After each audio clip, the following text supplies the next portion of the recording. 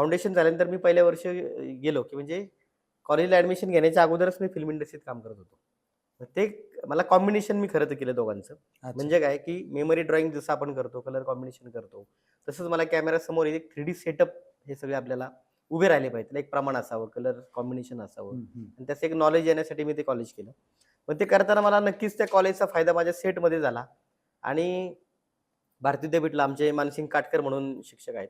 तर ते नेहमी म्हणायचे म्हणजे ते मला मी कुठलातरी सिनेमा करून आलो, की आल्यानंतर मी एखादं पेंटिंग केलं, कंपोझिशन केलं, तर त्यांना दिसायचं. ते मला सांगायचे, "हे तू जे करतोय ना काम, ते शूटिंग जे केलंय ना तू, तेच तू इथे दाखवतोयस." मग म्हटलं, "असं का होतंय?" म्हटले, "ते होतं कारण तू पेंटिंग करतो. तुला आत इथे जे काही शिकलंय तू तिकडे दाखवशील, तिकडची गोष्टी हे इकडे. कॉम्बिनेशन बरोबर, बरोबर. होत राहणार."